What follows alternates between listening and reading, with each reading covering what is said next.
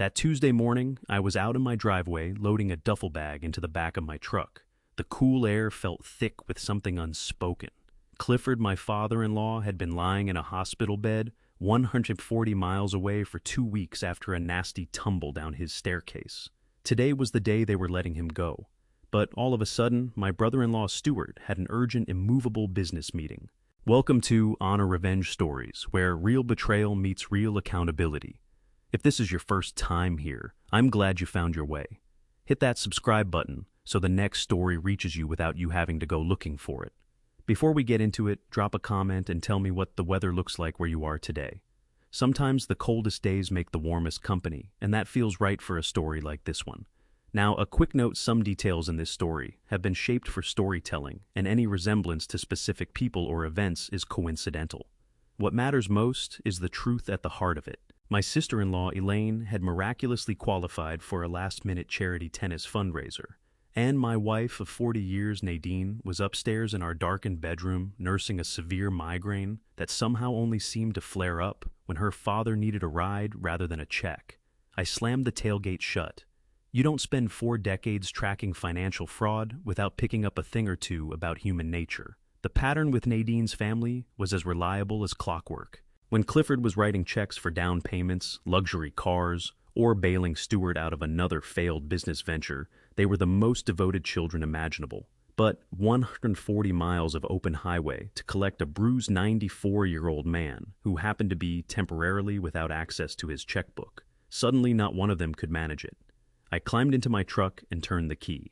I did not argue with Nadine. I did not call Stuart out on his invented meeting. In my line of work, when you identify a lie, you don't immediately flag it. You go quiet, sit still, and watch to see just how deep the rot has spread. The drive ran well over 2 hours. The highway unrolled ahead of me, a long gray ribbon of asphalt, giving me far more time to think than I wanted.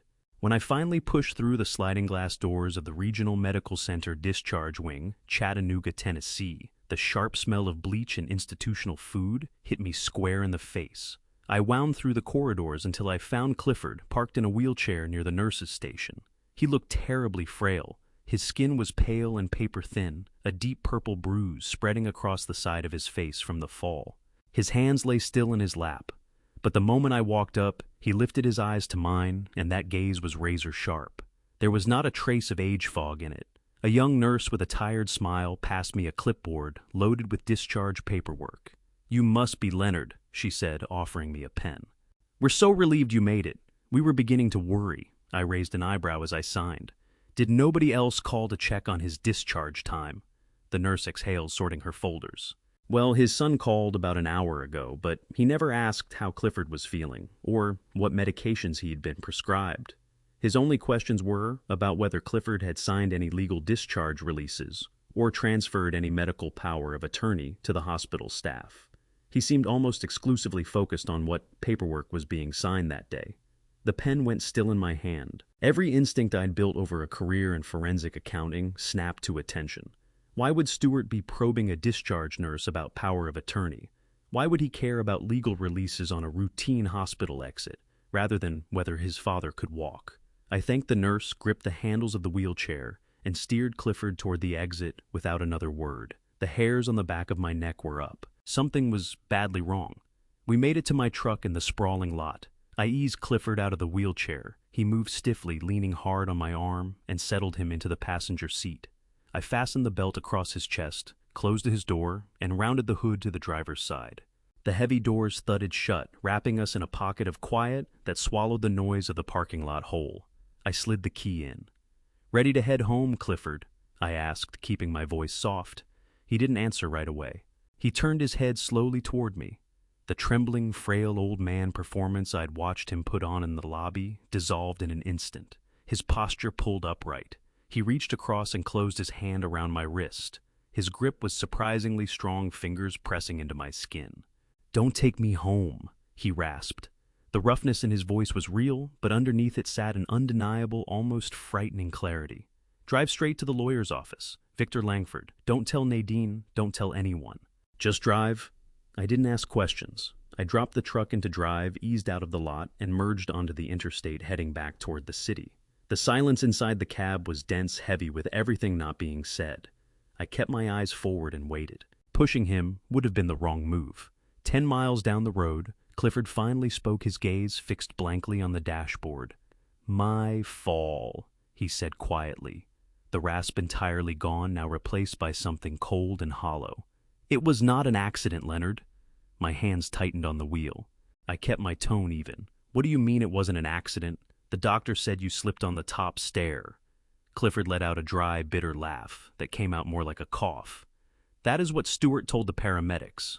That is what Elaine told the doctors. They showed up that night without warning and cornered me in my study. Stewart had a stack of papers, a transfer deed. He wanted me to sign over the 300-acre family estate right then and there. He was sweating, pacing, shouting that he needed the land to cover some emergency. Elaine planted herself in front of the door, blocking the way out. I told them no. I told them I was not signing away the family legacy to cover Stewart's gambling debts and whatever else he was hiding. I moved to walk past them. Clifford stopped, drawing a shaky breath. His iron composure cracked for just a moment, and through that crack came the raw, agonizing weight of a father's betrayal. Stewart grabbed my shoulder and shoved me back toward the desk. I lost my footing. I hit the doorframe, spun, and went down the top flight of the foyer stairs. I landed hard on the landing. I couldn't move. I lay there struggling to breathe, staring up at the top of the stairs. And Leonard, they didn't come down. I held my eyes on the highway, my blood going cold. "They left you there." They stood at the top and looked down at me. Clifford said, his voice shaking now, with barely contained fury. "Stewart told Elaine to grab the papers. I heard the front door close. I was on that hardwood floor in agony for 20 minutes before the sirens came. They left me there, drove off, and called 911 anonymously from a payphone 2 towns over to make it look like a tragic accident." The pieces locked together in my mind with a violent, nauseating snap. Stewart's sudden, urgent meeting today. Elaine's tennis fundraiser. They couldn't stand to face the man they had nearly killed. They were in hiding. But the most devastating realization landed like a physical blow to my chest. Nadine, my wife, had refused to come today. She'd claimed a migraine and sealed herself in a dark room so she wouldn't have to meet my eyes. I thought back to the muffled phone calls in the kitchen over the past 2 weeks, the way she'd pivot the conversation the moment I walked in. Nadine did not have a migraine. She had an alibi. She knew exactly what her siblings had done to her own father and had kept quiet to shield them. The woman I had shared a bed with for 4 decades was complicit in the attempted murder of the man sitting next to me. I pressed the accelerator down harder. The engine surged. "We're going to Victor Langford's office," I told him, my voice dangerously level. "And we are going to burn their entire world to the ground." The underground parking garage beneath the downtown Nashville high-rise was cold and damp. I pulled into the darkest corner I could find. Victor Langford was not the sort of lawyer who settled neighborly squabbles or drafted simple wills for pleasant couples. He was a corporate litigator, a shark in a tailored suit, the kind of man you retained when you needed to dismantle an opponent, completely methodically and legally. Clifford had kept him on retainer for over 20 years, paying him handsomely specifically because the man was incapable of sentimentality. I helped my father-in-law out of the truck and guided him into the private elevator that carried us straight to the top floor. Clifford leaned heavily on his cane, but his jaw was set hard. He was readying himself for war. Langford met us in his sprawling corner office overlooking the city. He was in his late 50s, sharp-featured, with eyes that were already pricing everything in the room before you'd even taken a seat. He didn't offer drinks. He didn't ask how Clifford was feeling or extend any hollow sympathy about the fall. He simply locked the heavy mahogany door, drew the window blinds shut, and waved us into the leather chairs across from his desk. I walked in, fully expecting to draft a restraining order, or at most, file a civil suit against Stewart and Elaine for elder abuse. I was nowhere close to right. Langford did not take his seat behind the desk. He leaned against the front edge of it, arms folded, and delivered a reality check that landed harder than anything I'd heard on that 2-hour drive. Stewart had not been sitting at home waiting for his father to recover. He had been extraordinarily busy while Clifford lay helpless in that hospital bed. Langford slid a thick manila folder across the polished wood toward me. Inside was an emergency petition for a conservatorship. Stewart had filed it 3 days ago. According to the document, Stewart had gone before a judge and sworn under penalty of perjury that his father was suffering from advanced severe dementia. Stewart claimed the fall down the stairs was not an accident, but the product of a violent psychotic break. He painted a picture of a delusional, dangerous old man who could no longer feed himself, manage his own hygiene, or understand his finances. Stewart was petitioning the court to hand him absolute legal control over Clifford, his medical decisions, and most critically his entire financial estate. A cold, heavy knot formed in my stomach. The sheer audacity of the lie was breathtaking, but it was the mechanics behind it that truly terrified me. As a forensic accountant, I have to confess that I can recognize a well-constructed trap, even when I'm standing squarely inside one. Langford fixed me with calm, flat eyes, and spelled out exactly what this paperwork meant for where we stood right now. If I drove Clifford back to his own house today, or even to my home in Hendersonville, Tennessee, where my wife Nadine was supposedly resting, we would be walking straight into a legal ambush. Stewart had already greased the wheels. Langford tapped a specific page in the file. Stewart had somehow secured a preliminary psychiatric hold, signed by a shady out-of-network doctor he had almost certainly paid under the table. That signature was the loaded gun Stewart was holding to his own father's head. Langford laid out the scenario with chilling precision, his voice low and steady as he walked me through my brother-in-law's playbook. If I brought Clifford home, Stewart would simply call the police. He would present the emergency petition and the signed psychiatric hold to the responding officers. The police would have no choice but to comply with the medical order. They would be legally bound to physically remove a 94-year-old man from his own home and place him in a locked psychiatric ward under his son's direct control. Once Clifford was inside, that ward kept compliant with heavy sedatives. Stewart would be handed the keys to the kingdom. A judge would finalize the conservatorship without Clifford ever getting the chance to speak for himself.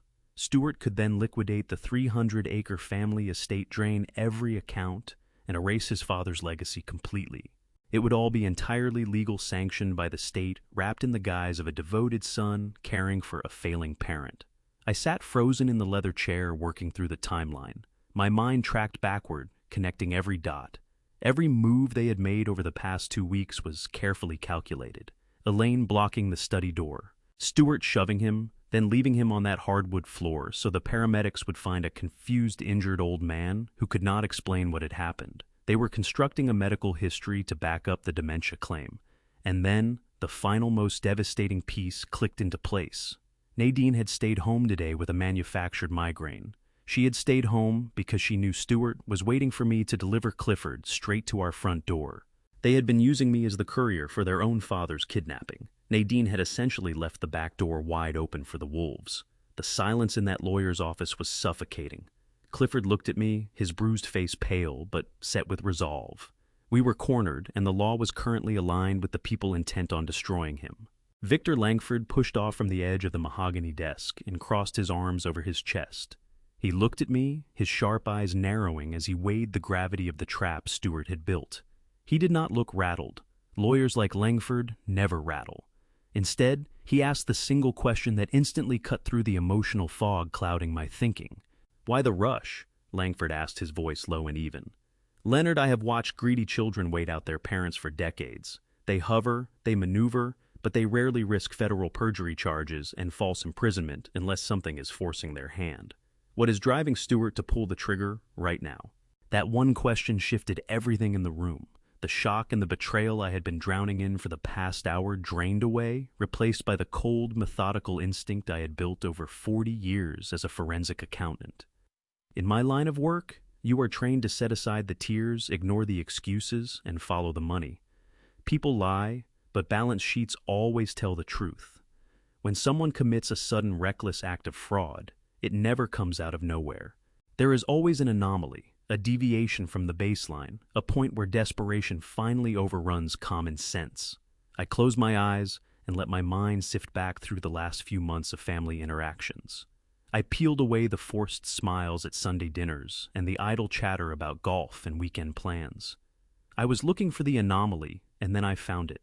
It was a memory from exactly 3 months ago at a summer barbecue at my house in Hendersonville, Tennessee. Stewart had shown up late that afternoon, stepping out of a brand new leased luxury pickup truck, wearing an expensive watch and talking loudly about a massive commercial contracting job he had just locked down. He was performing the role of the wildly successful businessman, a part he had been rehearsing for years. But the performance had cracks. He was sweating too heavily for a mild afternoon. He kept checking his phone every 2 minutes, thumbs moving frantically, eyes cutting toward the driveway every time a car passed.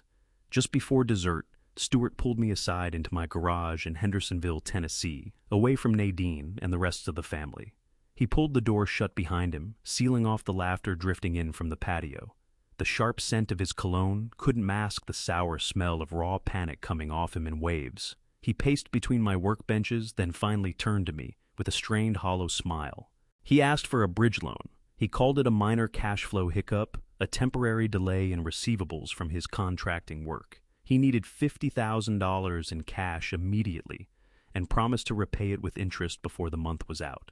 When you spend a career auditing bankrupt corporations and tracking embezzlers, you learn to recognize the vocabulary of a drowning man. A cash flow hiccup is never just a hiccup. It is a fatal hemorrhage. I had offered to look at his accounts receivable ledger and help him restructure his debts properly. The instant I asked to see his books, everything about him shifted. The desperate brother-in-law disappeared, replaced by a defensive, hostile stranger. He snapped at me, said he didn't need a lecture from a retired bean counter, and walked out of the garage. He was gone from the barbecue 10 minutes later. I opened my eyes and looked at Langford. The pieces were locking into place. Stuart is completely underwater. I said, the full weight of it settling over me with absolute clarity. He is not simply greedy, he is drowning. 3 months ago, he didn't want a bridge loan. He wanted a life raft. When I refused to throw him one, he understood he had run out of options. I turned to look at Clifford. My father-in-law sat quietly in the leather chair, both hands resting on his cane. I walked him through the grim arithmetic of his son's life. Stuart had spent 30 years financing an illusion of wealth. The luxury cars, the club memberships, the sprawling house, all of it was stacked on a fragile tower of credit and high-interest debt. When the economy shifted, or a few contracts collapsed, that tower came down with it. Stuart doesn't have the luxury of waiting for nature to take its course. I told Clifford, my voice softening as I watched the heartbreak move across his bruised face. You are 94 years old, Clifford, but you are strong. You could live to be 100. Stuart cannot wait 6 years for an inheritance. He cannot even wait 6 months. Whoever he owes money to is already breathing down his neck. Langford nodded slowly, picking up a pen and tapping it against the desk. And that makes the 300-acre family estate the ultimate prize? The lawyer murmured. Exactly, I replied. That land is prime real estate.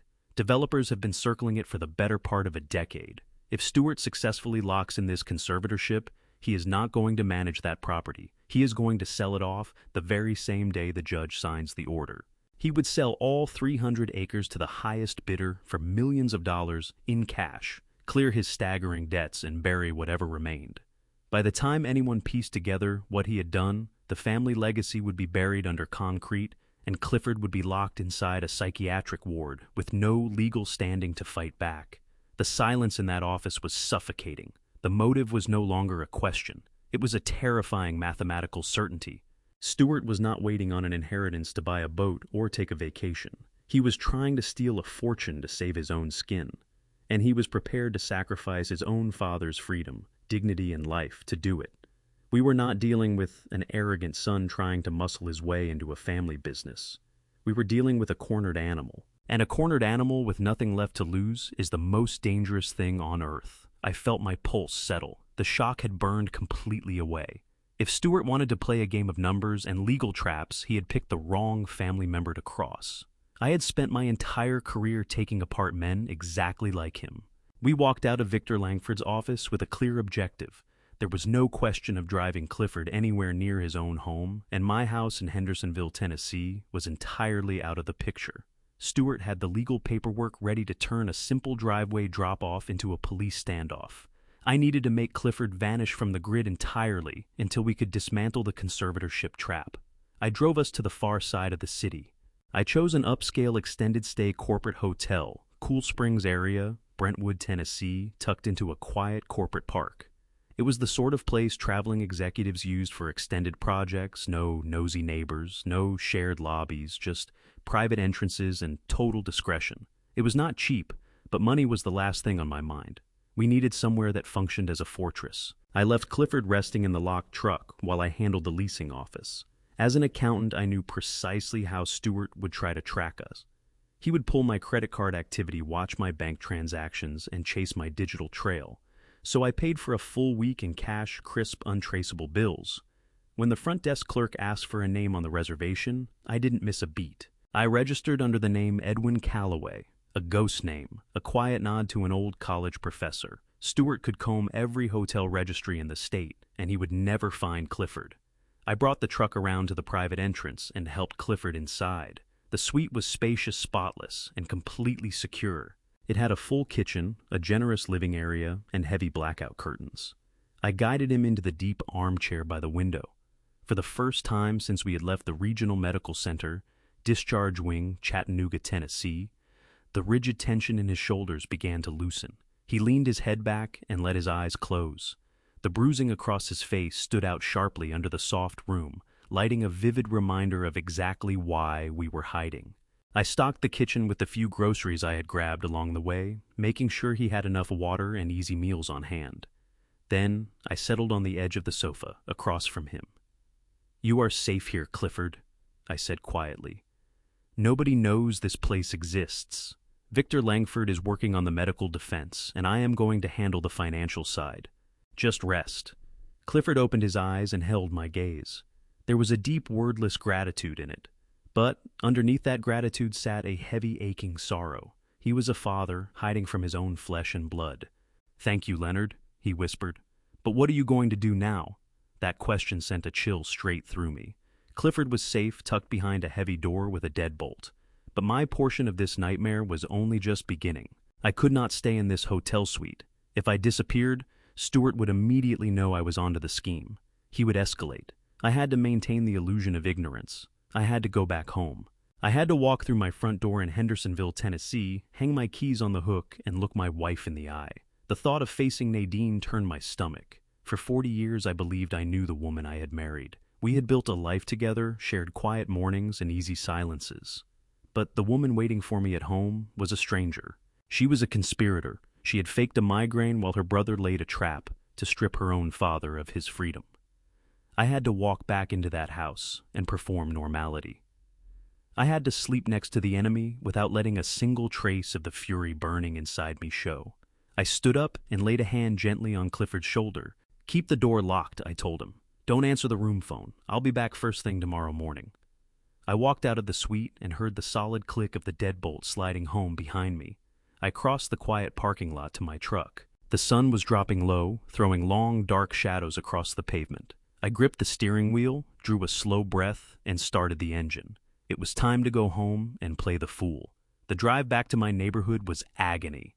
Every red light felt like it lasted an hour. I was rehearsing what I would say to my wife, working to smooth the fury out of my voice before I got there.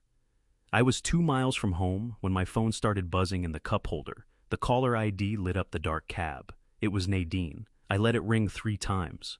I slowed my breathing, forced my heart rate down, and pressed the answer button on the truck's Bluetooth. "Leonard, where are you?" Nadine's voice filled the cab. She sounded breathless, frantic.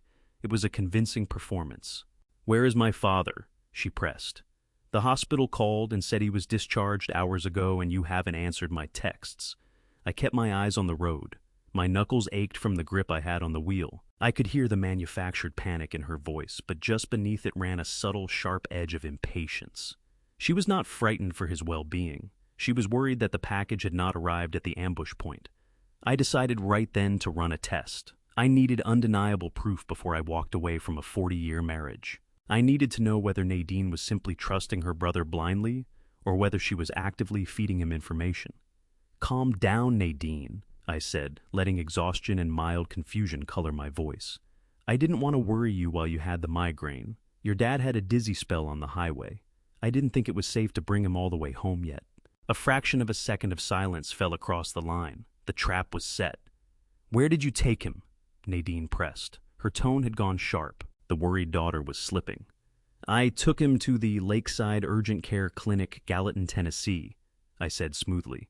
"They have him resting in a private room on the 2nd floor. They want to keep him a few hours to monitor his blood pressure. I'm going to grab a coffee across the street while I wait." "Oh, Leonard, you should have called me immediately," Nadine said, her voice pulling back into its rehearsed sympathy. "I will stay here and rest. Just keep me updated and don't move him without telling me." She hung up. I pulled the truck over immediately and made a hard U-turn. The Lakeside Urgent Care Clinic. Gallatin, Tennessee was roughly 15 minutes away. The building was dark and shuttered for the evening, its parking lot empty under the flat yellow wash of the streetlights. I parked behind a closed pharmacy across the street, cut the headlights, and went still in the dark. I sat in the silence of the cab and watched the dashboard clock. The digits turned agonizingly slowly. I prayed foolishly that the lot would stay empty. I prayed that I was wrong. I prayed that the woman I had shared 4 decades of my life with would not betray her own father for a brother drowning in debt. Exactly 18 minutes later, tires shrieked through the quiet night. A black late-model luxury SUV came tearing around the corner, bounced hard off the curb, and swung into the clinic parking lot. It was Stewart. He threw it diagonally across 2 handicapped spaces and jammed the transmission into park. Through my windshield, I watched my brother-in-law climb out of the driver's seat.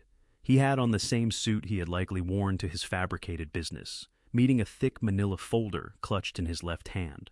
The conservatorship papers, the psychiatric hold, the whole legal trap he had bankrolled. He ran toward the locked glass doors of the darkened clinic and yanked on the handles with both hands.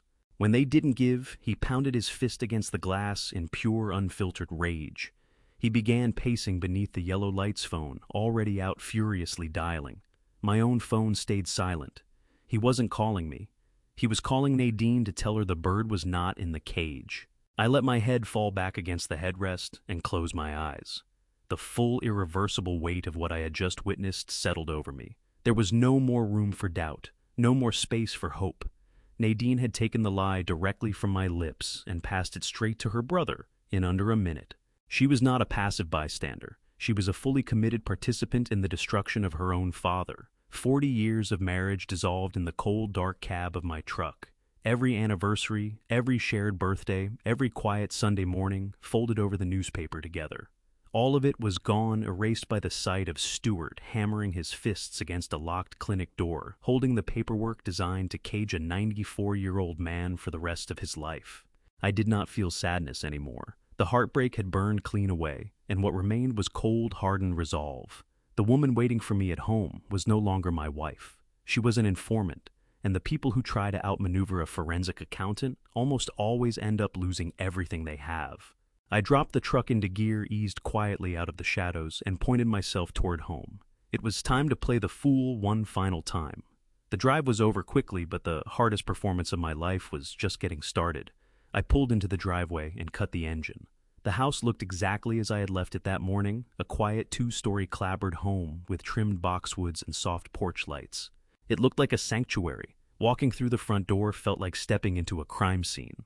I turned the deadbolt and stepped into the foyer, dropping my keys into the ceramic bowl on the hall table.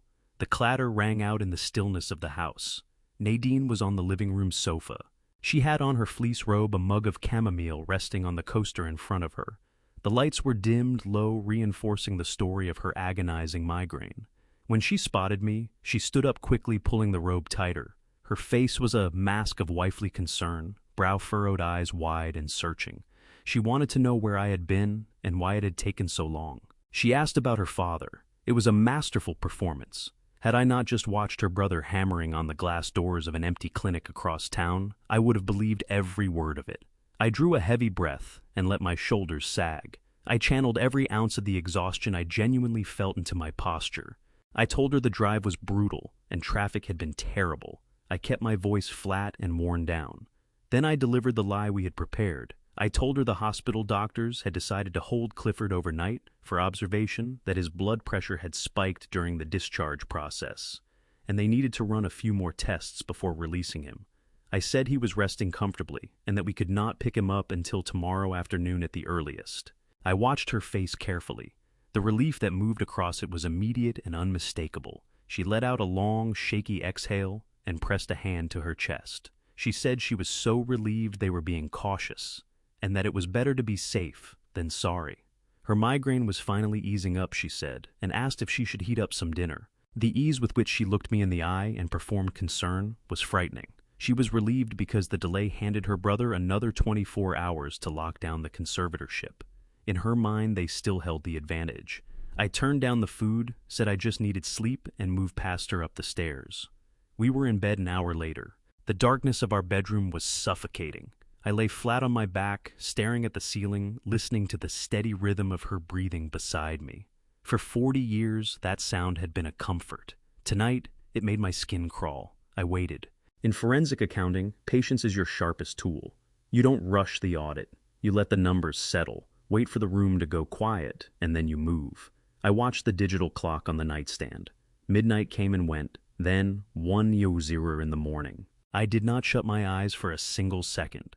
At exactly 2 in the morning, Nadine's breathing deepened into the slow, even cadence of genuine sleep. I slid out from under the covers without a sound. No slippers. I walked barefoot across the carpet, eased the bedroom door open, and slipped out into the dark hallway. The house was completely still. I moved quietly down the corridor toward Nadine's home office, Hendersonville, Tennessee, a small room at the end of the hall where she managed household bills, organized her charity committees, and had apparently been conspiring against her own father. I stepped inside and locked the door behind me. I left the overhead lights off. Instead, I pulled a small pen light from my pocket and switched on her computer monitor. The screen's pale glow pushed back the darkness just enough. Nadine was no digital security expert. She used the same password for everything, the year we were married followed by our zip code, a combination I used to find endearing. I typed it in. The desktop opened immediately. I took a specialized encrypted flash drive from my pocket, the one loaded with the auditing software I had relied on during my corporate investigations, and plugged it into the back of the machine. I let the program run. This was not a casual glance at a browser history. This was a digital autopsy. I was going to cut open every file, every hidden folder, and every deleted email on that hard drive. I started with the bank statements, cross-referencing the routing numbers on our joint accounts against every outgoing wire transfer. If Nadine had been helping Stuart, the financial trail would be right here. Liars can wipe their text messages and fake a migraine to skip a car ride, but they cannot hide the math. The numbers were about to tell me exactly how far this betrayal ran. The auditing software needed less than 3 minutes to push past the basic firewalls on Nadine's computer. I sat in the monitor's glow and watched lines of data roll down the screen.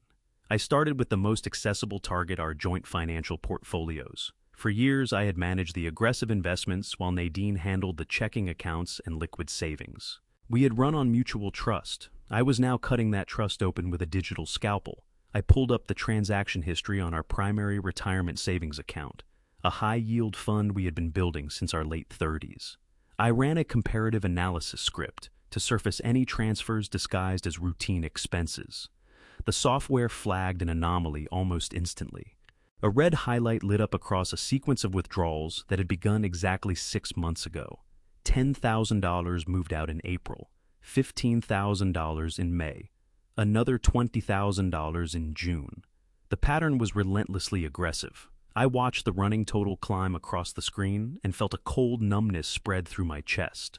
By the time I reached the current month, the total amount drained from our retirement fund came to exactly $80,000. I traced the routing numbers on the outgoing wires. They fed into a shell holding company, but forensic accounting is the discipline of following the ghost in the machine. 4 keystrokes was all it took to strip away the shell company registration. The destination account belonged to Stuart. I leaned back in the office chair and stared at the screen. My wife had robbed us. Nadine had quietly and systematically drained $80,000 from our hard-earned future and passed it straight to her brother, all while she was making me dinner and asking about my day. But $80,000 was not enough to keep a sinking ship afloat. If Stuart was still desperate enough to plot the kidnapping of his own father for a 300-acre estate, that money was nothing more than a bandage on a bullet wound. I needed to find out what the bullet was. I set the bank records aside and shifted my focus to the local hard drive. Nadine's deleted files and downloads folder were next. I ran a full recovery sweep across both. Most people operate under the comfortable illusion that tossing a file in the digital trash makes it disappear. That's not how it works. The data sits right where it was invisible but intact until new information physically overwrites it. What the recovery software dredged up was a folder tucked well out of sight labeled Household Improvements. Nothing inside had anything to do with home repair. No contractor bids, no material costs, no renovation timelines. What I found instead was a collection of scanned legal documents in PDF format. The very first one bore the official seal of the Internal Revenue Service across the top. A final notice of intent to levy, the government's last warning before it starts taking things. I read through it methodically, translating the stiff federal language into plain terms.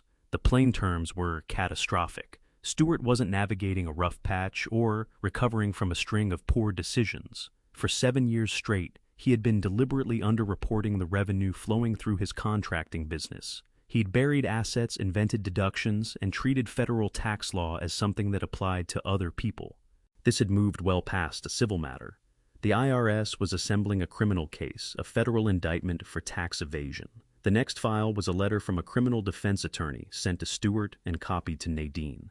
The attorney wasn't offering reassurances. He was delivering a clinical breakdown of how bad the situation actually was. Stewart was looking at up to 5 years in a federal prison. There was exactly one way to keep the criminal case from going forward: settle the full amount, every dollar of back taxes, every penalty, every fine, before prosecutors formally filed the indictment.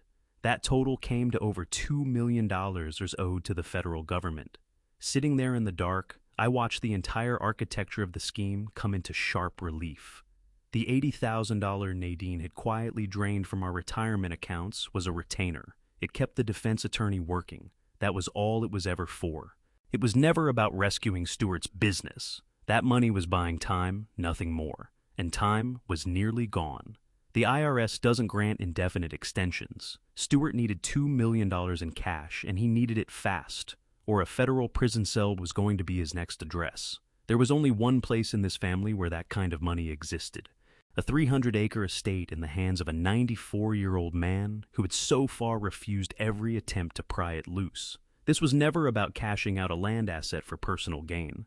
Selling that property was the only mechanism Stewart had to stay out of prison, and Nadine had known all of it. My wife had stood at that crossroads, fully aware of what her brother had done, fully aware of the federal machinery bearing down on him.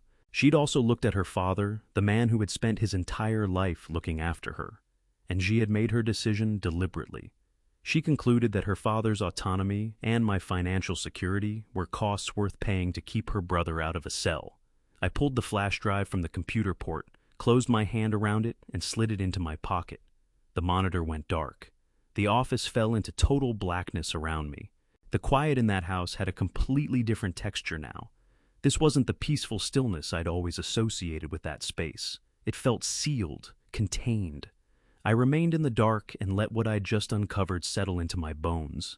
There was no rage clawing at me, no impulse to destroy something. That's what happens when the picture becomes completely clear. Anger doesn't burn, it condenses. It becomes precision.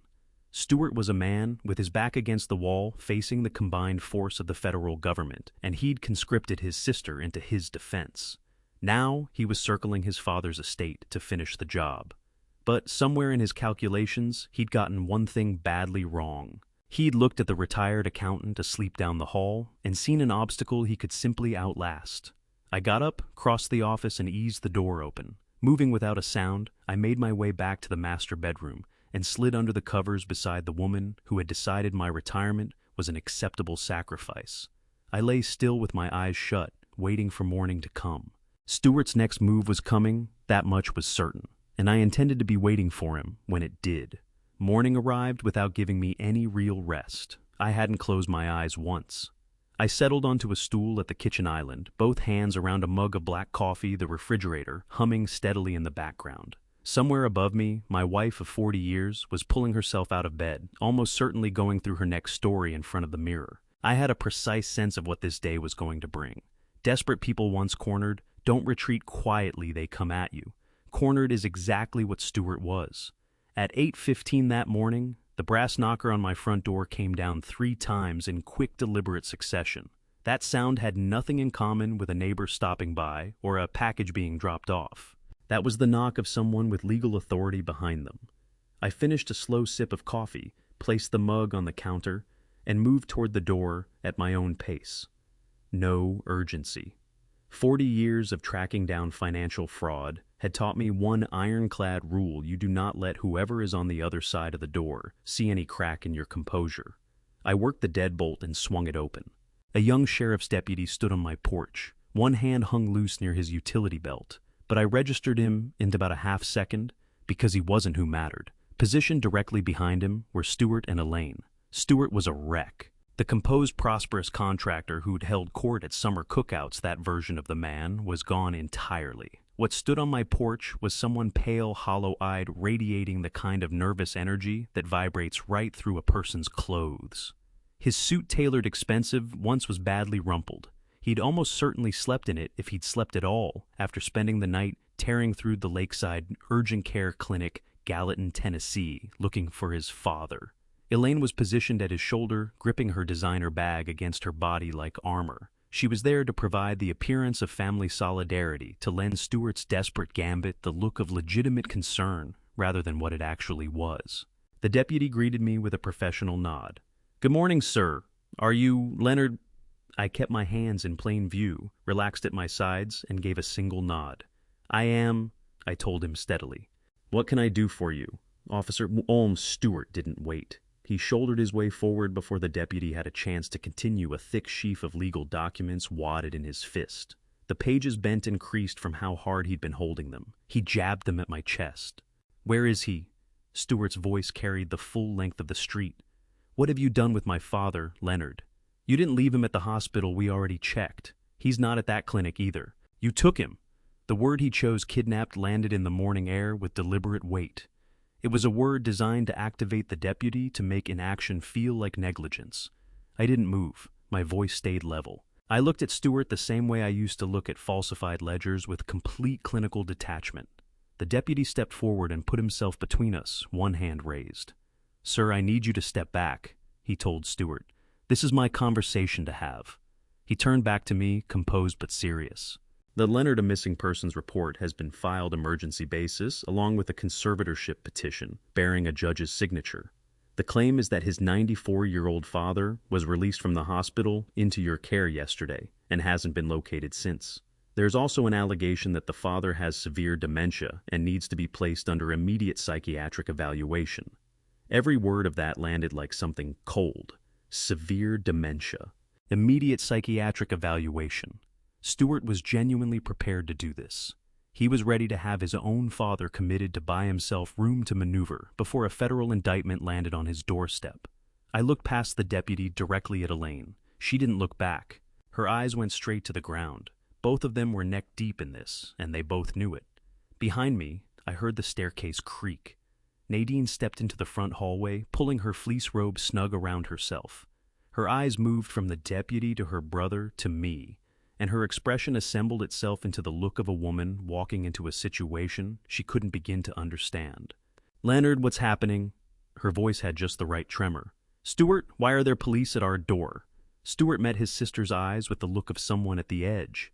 "He took Dad, Nadine, took him right out of the hospital and won't say where. We have paperwork. We have a judge's order. We have a medical hold. The court says we have to take custody immediately before Leonard does something that gets him hurt." Nadine's hands flew to her mouth. She spun to face me, eyes wet and shining with tears she hadn't let fall yet. "Leonard, just tell them. Tell them where my father is, please. You told me he was still at the hospital. Why would you keep that from me?" Every element of it was calibrated to perfection. If I hadn't just spent the entire night working through her deleted files and following $80,000 of our retirement savings straight into her brother's accounts, I might have believed every word of it. The moment she chose to appear, the exact frequency of that trembling voice, the tears positioned just behind her eyes, ready but not released. She inhabited the role of the bewildered, heartbroken wife trapped between two men innocent of everything with complete and total conviction. But I had already read the documents. I already knew. She was terrified because she knew the IRS was closing in on her brother, and this was their final desperate move to lock down the collateral they needed. I didn't let a single flicker of anger cross my face. I glanced back at the deputy. "Officer, my father-in-law is perfectly safe. He's resting in a secure location because he is frightened of the two people currently standing on my porch." Stuart practically tried to climb past the deputy's shoulder. "He is in this house. I know he is in this house. He's a confused, sick old man, and you are holding him hostage to manipulate his estate." Stuart turned toward the deputy, shaking the crumpled legal papers wildly in his fist. "You have the papers. You have the psychiatric hold. I am demanding you search this property right now and bring my father out here." The deputy studied the documents, then turned his eyes back to me. "Leonard," he said, measuring his words gunbarely, "if you are sheltering a vulnerable adult in defiance of a lawful medical order, that is a felony. I need to enter this home and conduct a search of the premises. In an audit, when the executives start pounding on the table and ordering you out of the room, that is precisely when you know you've found the missing money. Stewart's screaming on my front porch was the definitive confirmation that he had nothing left to play. He believed he had driven me into a corner. He believed the sheer weight of a uniform and a badge would make me fold. I held my ground in the doorway of the home I had paid for, facing the wife who had betrayed me and the brother-in-law who was working to dismantle my family.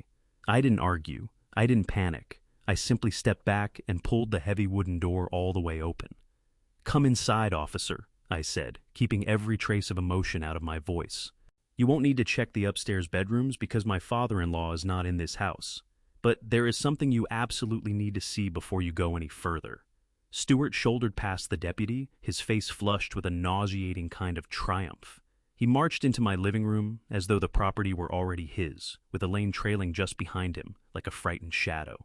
Nadine lingered in the hallway, gripping the fabric of her fleece robe, still performing the role of the bewildered and shattered wife, caught between warring sides of a family disaster. I didn't let their entrance rush me.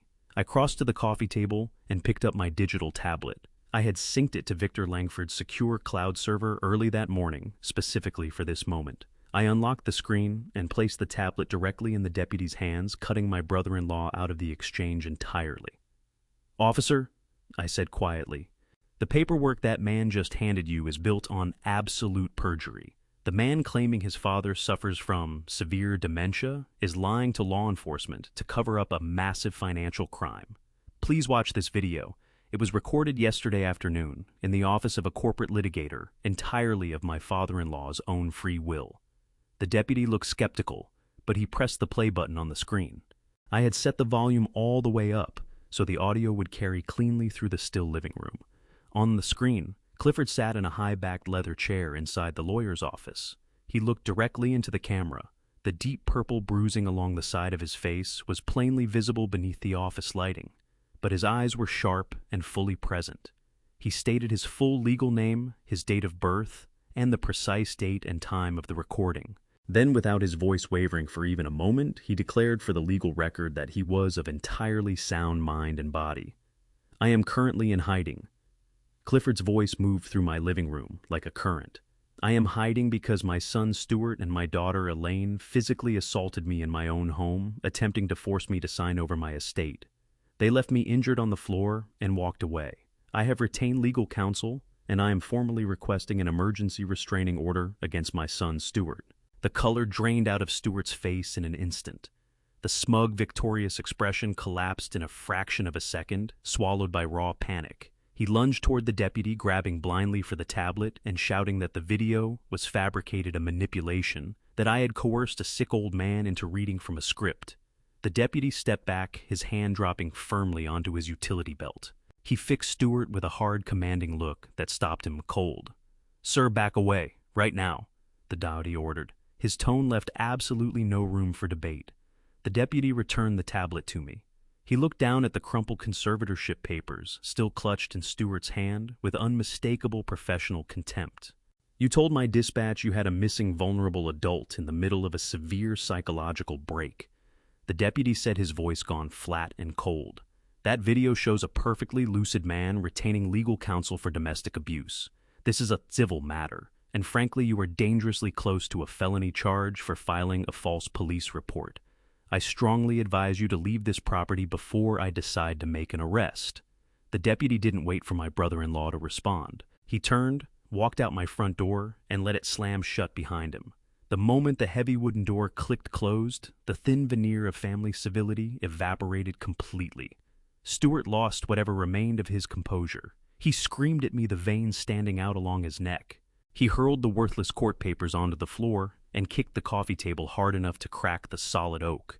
He called me a thief, a manipulator, and a pathetic bean counter trying to steal his inheritance. Elaine pressed herself back against the wall, both hands covering her mouth, frightened by her brother's violent outburst. but it was Nadine who finally broke. My wife stopped crying. The manufactured tears dried up in an instant, replaced by a look of pure, undisguised venom. She stepped out of the hallway and planted herself shoulder to shoulder with her brother. "Stop this right now!" Nadine screamed, her voice shrill and unraveling. "You have no right to do this. You have no right to interfere with my family." I looked at the woman I had been married to for 40 years. I didn't raise my voice. I asked her whether she knew her brother was staring down federal prison for tax evasion. I asked her whether she knew her father had been lying on a hardwood floor in agony while she faked a migraine in our bedroom. Nadine didn't deny a single word of it. She didn't offer one fragment of remorse for what her father had endured. Instead, she leveled a trembling finger at my chest. "It is his land," she shouted, her voice bouncing off the walls of the house we had built together. "It is blood money, Leonard. It belongs to us, not you. Stuart is going to lose everything. He is going to go to jail. You don't understand what is at stake here. You just need to step aside and let us fix this." She was openly justifying the destruction of her own father to rescue a criminal. She was telling me to my face that my sense of right and wrong meant nothing against her brother's survival. She was completely and permanently lost to me. I didn't shout back. I didn't argue. In forensic accounting, once the audit is finished and the fraud is fully exposed, you don't stand in the room debating the embezzler. You close your briefcase and hand the findings to the proper authorities.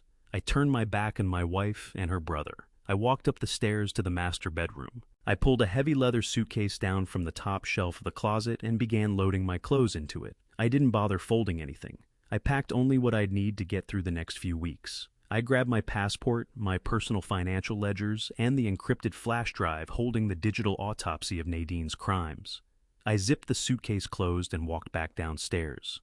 Stuart was pacing like something caged in the foyer, muttering urgently to Elaine about locating a new judge and filing a different appeal. Nadine stood near the door, arms folded, her expression hard and defiant. She thought I was retreating. She thought the pressure had finally broken me and I was stepping aside exactly as she'd demanded. I stopped in front of her. I looked into her eyes one last time. I did not say goodbye. I did not mention divorce or what I intended to claim from everything we had built. Words had become entirely useless. I adjusted my grip on the suitcase handle, walked past her, and pushed the front door open. I went down the driveway toward my truck. The morning air was sharp and cold against my face. I threw the suitcase into the passenger seat and got behind the wheel. I did not look back at the house as I backed out of the driveway and drove away. The lines were permanently drawn. I was going to war. What's coming next is the moment when everything Leonard has quietly prepared is about to be tested, when the people who thought they held all the cards find out just how wrong they were. Before we get there, I want to ask you something. If someone you loved had been secretly working against you, would you confront them the moment you found out? Or would you wait and let the evidence speak for itself? I drove directly from the house I had just walked away from and headed back into the city. I didn't touch the radio. The heavy quiet inside the cab gave me the room I needed to compartmentalize the wreckage of my marriage. I pulled into the underground parking structure of the upscale extended stay corporate hotel, Cool Springs area, Brentwood, Tennessee, and went straight up to the suite where I had kept my father-in-law out of reach. When I pushed the door open, Victor Langford was already there. Lawyers like Langford don't sit around waiting for the smoke to clear. They pour the foundation while the building is still burning. He was at the small dining table with his laptop, open fingers moving fast across the keyboard. Clifford was settled into his armchair, working through a cup of hot tea, looking considerably more rested than he had the previous day. Langford shut the laptop and looked up at me. He didn't ask how things had gone at the house. The leather suitcase in my hand told him everything he needed to know about my wife and her brother. Langford gave a single nod and moved straight to business. "We have a problem," Langford said. "Stuart still has that preliminary psychiatric hold floating out there. The deputy turning around this morning bought us breathing room, but it didn't dissolve the legal order. Stuart is cornered. He is going to hunt for a judge willing to issue a bench warrant if we don't neutralize his medical claim before he gets there." I settled onto the edge of the sofa and asked how we kill it. Langford produced a cold, calculating smile. "We don't just kill it," he said. "We obliterate it." Over the next 3 hours, the hotel suite was converted into something resembling a high-level medical clinic.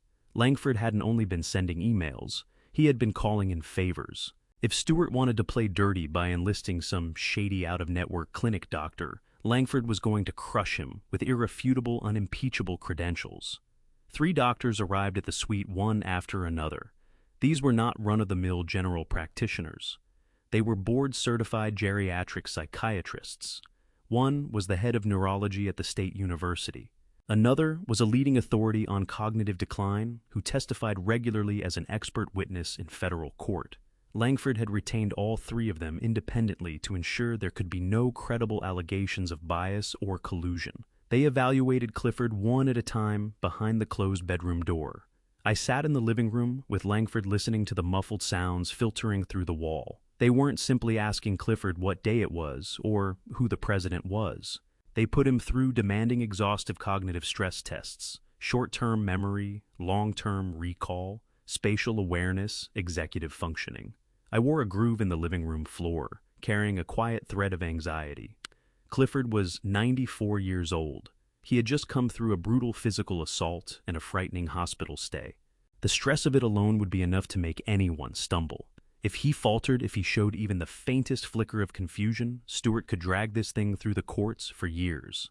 The 3rd and final doctor stepped out of the bedroom just after lunchtime. She was a composed, sharp-looking woman with gray hair and glasses perched on the bridge of her nose. She pulled the bedroom door quietly shut and walked to where Langford and I were standing. She drew a pen from her coat pocket and signed the thick stack of legal affidavits Langford had prepared. Then she looked at me and offered an entirely genuine smile. "Your father-in-law is one of the sharpest men I have evaluated this year," she said. "His cognitive function is not just normal for his age, it is exceptional." He recounted the details of his physical assault with perfect sequential clarity. He understands exactly what his son is trying to do, and he understands the legal implications of his own financial estate. I let out a long, slow breath. The relief hit me like a wave. The other 2 doctors had already signed their respective affidavits before leaving.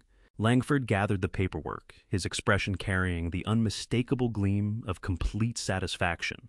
3 independent board-certified specialists had just sworn under penalty of perjury that Clifford was in full possession of his mental faculties. Langford slid the documents into his leather briefcase. "The fake Dr. Stewart paid off is completely neutralized," Langford announced. "If Stewart tries to put that fraudulent medical hold in front of a judge, now I will bury him under a mountain of expert testimony. In fact, I'm sending copies of these evaluations directly to the medical board. The doctor who signed that paperwork for your brother-in-law is going to lose his license before the end of the month." I walked into the bedroom. Clifford was sitting on the edge of the mattress, looking worn but quietly triumphant, the bruising on his face fading at last into a dull yellow. He looked up at me. "How did I do, Leonard?" he asked softly. "You did perfectly, Clifford," I told him. "You just built a fortress they can never tear down." I left the security of the hotel suite late in the afternoon to pick up a few basic necessities. Clifford needed soft foods, herbal tea, and some toiletries to make the extended stay more tolerable. I chose a large suburban grocery store in Brentwood, Tennessee, several miles from the hotel, deliberately selecting a location with wide, sprawling lots where it's easy to disappear into the crowd. I moved through the aisles methodically, picking up instant soup, fresh fruit, and bottled water. The sheer mundaneness of grocery shopping felt utterly surreal. My family was actively disintegrating under the weight of federal tax evasion and elder abuse. And yet there I was checking the sodium content on a can of soup. I paid for everything in cash and walked out through the automatic sliding doors. The sun had just begun to drop, throwing long, dark orange bands across the asphalt. The evening air carried a real chill. I headed toward my truck, parked beneath a flickering halogen streetlight near the far end of the lot. I hit the remote to unlock the doors, lifted the grocery bags into the back seat, and reached for the driver's side door handle.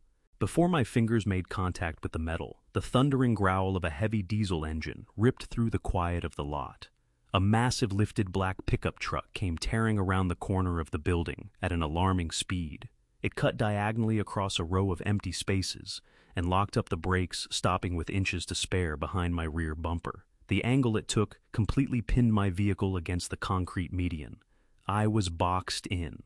The driver's door of the black truck swung open and Brent dropped down onto the pavement. Brent was Elaine's husband, a local contractor who made his living on cheap commercial remodels and creative interpretations of municipal permit requirements. He was precisely the type of man who had always confused volume and aggression with actual leverage. He had on scuffed steel-toe boots, worn cargo pants, and a heavy flannel jacket that carried a faint smell of stale beer and cheap cologne. His face was deep red with anger, and he came toward me with heavy, deliberate strides. I didn't step back. I held my position beside the driver's door and watched him close the distance.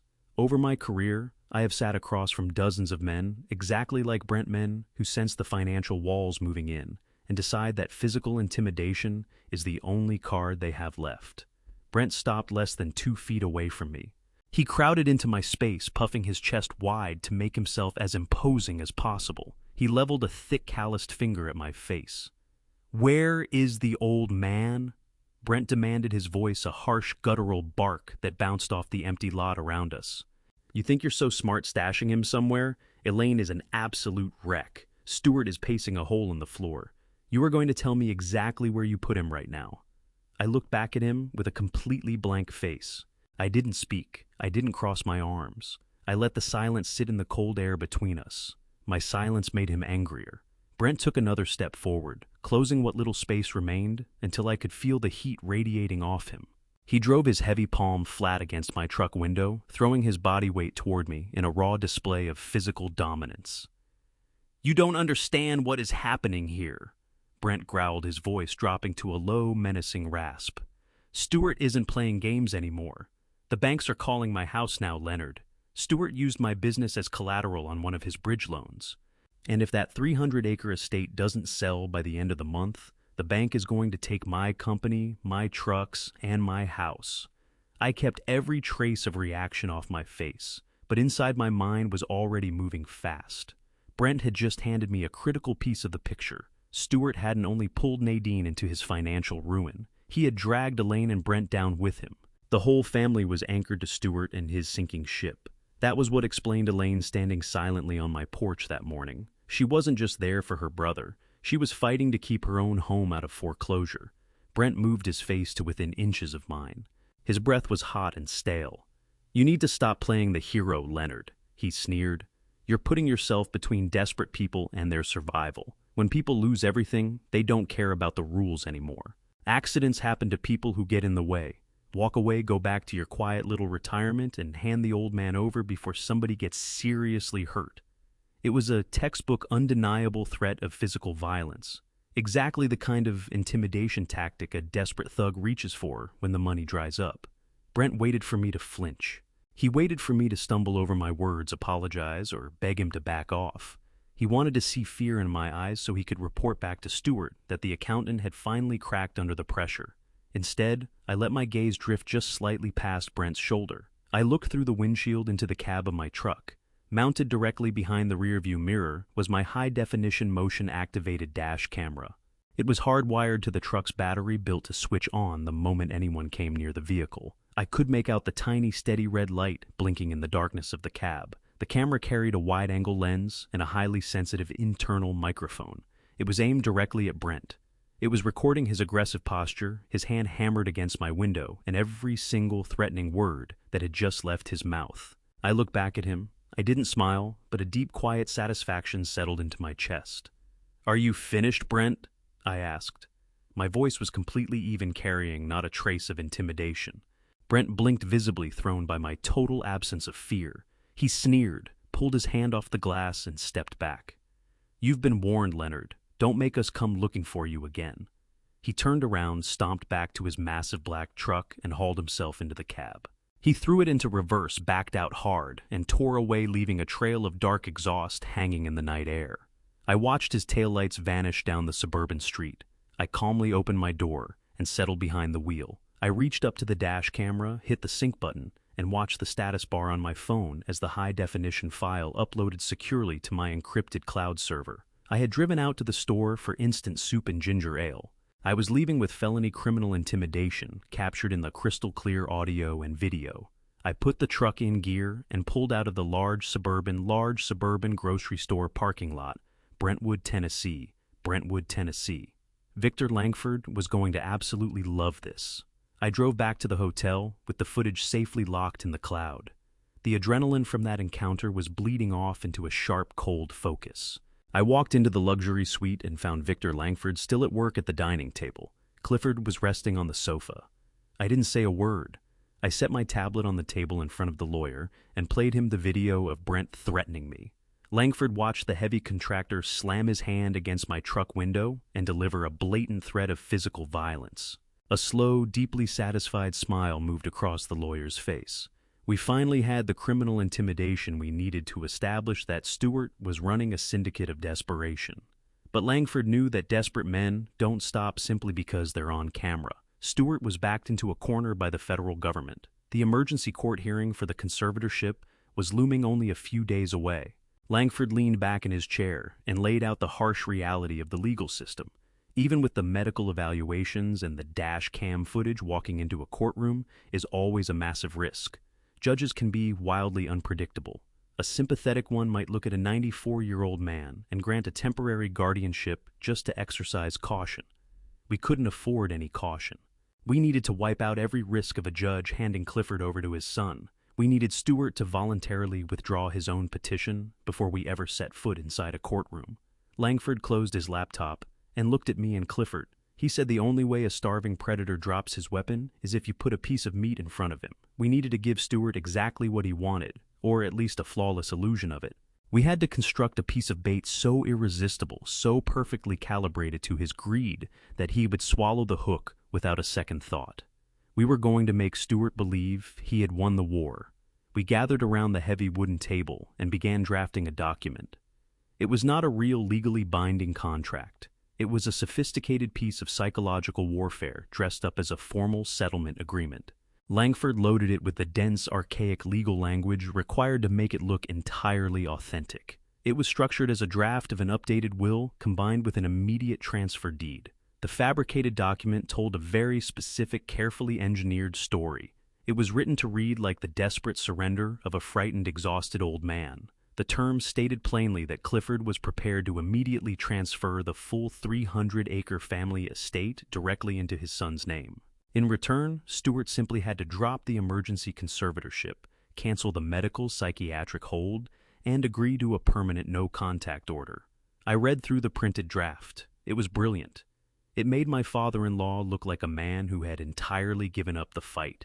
It made it look as though the threat Brent had delivered at that large suburban grocery store parking lot, Brentwood, Tennessee. Brentwood, Tennessee had actually landed, that I was coming to them on my knees just to protect my own physical safety.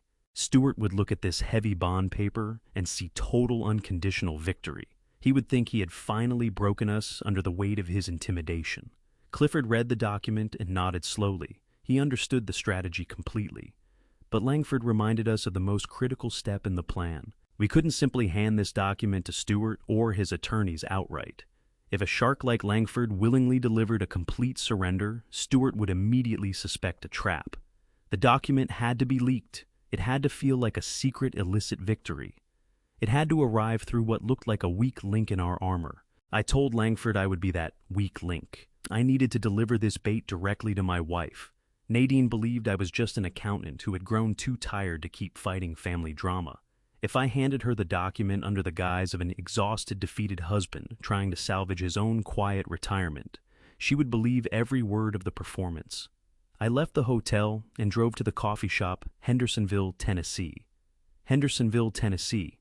I took a corner booth and called Nadine. She picked up on the second ring. Her voice was cold, guarded, and edged with hostility. I kept my own voice incredibly low, deliberately letting a faint tremor bleed into my words. I told her I was tired. I told her the stress had become entirely too much, and that I just wanted this nightmare to end. I asked her to meet me somewhere public so we could negotiate a truce. 20 minutes later, Nadine walked into the coffee shop, Hendersonville, Tennessee. Hendersonville, Tennessee. She had on large, dark sunglasses, and her posture was rigid. She sat across from me, crossing her arms tightly over her chest. She didn't order anything to drink. She just fixed her eyes on me, waiting for my absolute surrender. I looked down at my hands and played the part of a man who had lost his will to fight.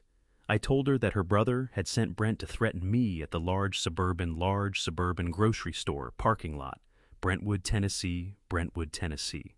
I told her that her father was terrified of what Stewart might do next, and that his health was failing under the stress. I slid the thick manila folder across the small wooden table. I told her this was a preliminary draft Langford had drawn up that morning to make the harassment stop. Nadine opened the folder. Her eyes quickly scanned the heavy legal text. I watched her face closely. For just a brief second, the cold, angry mask slipped completely. Her eyes widened as she read the terms of the agreement. The 300-acre estate, immediate transfer, total surrender. A greedy, triumphant light sparked in her eyes. She was looking at her brother's salvation from federal prison and her own personal vindication. I told her that Clifford would sign the final copy on Friday, but I made my one condition very clear. I told her Stewart had to formally cancel the emergency psychiatric hold and withdraw the conservatorship petition first. I told her I would not let her father sign anything while there was a threat of a police raid hanging over his head. Stewart had to surrender his weapons before we handed over the land. Nadine closed the folder and pushed it deep into her designer purse. She fixed me with a nauseating blend of pity and absolute triumph.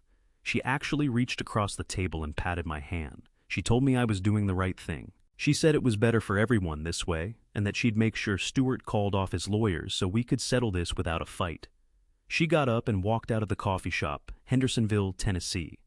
Hendersonville, Tennessee, cradling the forged document like a winning lottery ticket. She didn't look back. She was practically sprinting to her car to call her brother and deliver the good news. I stayed in the quiet corner booth and took a slow sip of my black coffee. The bait had been taken. The enemy had swallowed the hook whole. All we had to do now was wait for them to pull themselves onto the boat. After Nadine left the Hendersonville, Tennessee meeting place, the clock started ticking. In the high-stakes world of forensic auditing, the hardest part isn't finding the fraud. The hardest part is waiting for the perpetrator to act on the false security you just handed them. I drove back to the hotel and briefed Langford and Clifford. We sat in that quiet suite for 2 grinding days. Every time my phone lit up, the air in the room went heavy. We knew Stewart was a desperate man. Desperate men are wildly impulsive, but they're also deeply paranoid. We had to hope his enormous greed would completely eclipse that paranoia. Stewart had spent his whole adult life performing the role of the smartest man in the room. He surrounded himself with luxury cars and expensive suits just to project an aura of total control. When Nadine handed him that forged draft of the will, he didn't see a trap. He saw a mirror reflecting his own perceived brilliance back at him. He genuinely believed that sending his aggressive brother-in-law to threaten me in that dimly lit suburban parking lot in Brentwood, Tennessee, was the masterstroke that had finally broken my spirit. He truly thought he had terrified a retired accountant and a frail 94-year-old man into complete unconditional surrender. On Thursday morning, the waiting finally ended. I was sitting at the small dining table with my black coffee when Langford suddenly snapped his laptop shut and let out a sharp, genuine laugh. It was a rare sound from a ruthless litigator. He turned the screen toward me and Clifford. It was an official automated notification from the county clerk's office. Stewart had just directed his legal team to formally withdraw the emergency petition for conservatorship. I stared at the screen, letting the weight of the moment settle over me. In the financial world, you follow a criminal's greed to predict their mistakes. Stewart was so desperately eager to get his hands on the 300-acre estate that he was willing to completely abandon his fabricated medical claims. The emergency psychiatric hold was officially canceled. The preliminary conservatorship was null and void. The sheriff's deputies no longer held any legal authority to seize my father-in-law or haul him to a locked ward. Stewart had traded his only real weapon for the promise of a massive payday. He actually believed he was trading up, securing a permanent victory over an old man and an accountant. 10 minutes later, my phone vibrated on the table. It was Nadine. I let it ring twice before picking up, keeping my voice low and beaten down. She sounded absolutely luminous. Her tone was thick with the condescending warmth people use when they've just scored a decisive victory over you. She told me Stewart had agreed to my terms. She said her brother was willing to drop all the legal hostility because he simply wanted peace in the family. The sheer audacity of her lies was staggering. She was talking about peace while fully aware that her brother was staring down federal prison for tax evasion and that her husband was living in a hotel to protect her father from being taken. I thanked her playing the part of the exhausted, broken husband without missing a beat. I told her I was relieved we could put this whole ugly business behind us and move on. Nadine then delivered the final piece of the puzzle. She said Stewart wanted to finalize the transfer right away. He wasn't willing to wait on the mail or deal with electronic signatures. He wanted to look his father in the eye and watch him sign the physical deed himself. She told me Stewart had reserved a private mediation room at the Davidson County Courthouse, downtown Nashville, Tennessee, for Friday morning at 9 sharp. It was the perfect neutral ground, a place she claimed where everyone could feel safe and walk away clean. I agreed to the time and the location. I told her we'd be there with the paperwork ready. I hung up the phone and looked across the room at Langford. The sheer arrogance of my brother-in-law was almost difficult to process. He had chosen the Davidson County Courthouse, downtown Nashville, Tennessee, to finalize his extortion. He wanted to stand in the very building that embodied law and justice while committing the greatest theft of his life. He assumed the formal legal setting would rattle Clifford into signing the papers quickly without making a scene. He figured the imposing marble columns and the court officers in the hallway would keep us quiet and compliant. He had no idea he was booking the precise location of his own total destruction. Langford immediately began organizing his thick physical files, placing the medical evaluations and the real financial documents into his leather briefcase. The decoy phase was officially finished. We didn't need to hide in the hotel's shadows anymore. The legal threat hanging over Clifford had completely dissolved, swept away by Stewart's own blinding desperation. We were back on the offensive at last. Clifford rose from his armchair and walked to the window, gazing out at the sprawling city skyline. For the first time since I had collected him from the Regional Medical Center Discharge Wing, Chattanooga, Tennessee, he looked at ease. The crushing weight of the psychiatric threat had been lifted from his shoulders. His bruises had faded to a dull yellow, but his resolve was stronger than ever. The frail old man routine was permanently retired. He was ready to face his children and shatter their illusions. That evening, we didn't revisit the betrayal. We didn't talk about Nadine or Elaine or the millions in federal tax debt Stewart was desperately trying to outrun. We ate a quiet, simple dinner together in the hotel suite. It felt like the calm before the final storm. I packed my heavy leather suitcase, taking careful time to slip the encrypted flash drive and the digital memory card holding the dash cam video files safely into my breast pocket. The trap was fully built. The bait had been swallowed without a moment's hesitation. The target was happily swimming straight toward the boat, completely blind to the hook already resting in his jaw. All we had to do now was show up at the courthouse the next morning and pull the line tight. The Davidson County Courthouse, downtown Nashville, Tennessee, was a towering structure of cold gray stone and polished marble, a building designed to make you feel small the instant you pass through the heavy revolving doors. The air inside carried the smell of floor wax and stale coffee. Our footsteps rang sharply down the long corridors. Clifford was not in a wheelchair today. He moved slowly, but with unmistakable purpose, his cane tapping a steady rhythm against the hard floor. Victor Langford walked alongside us, leather briefcase in hand.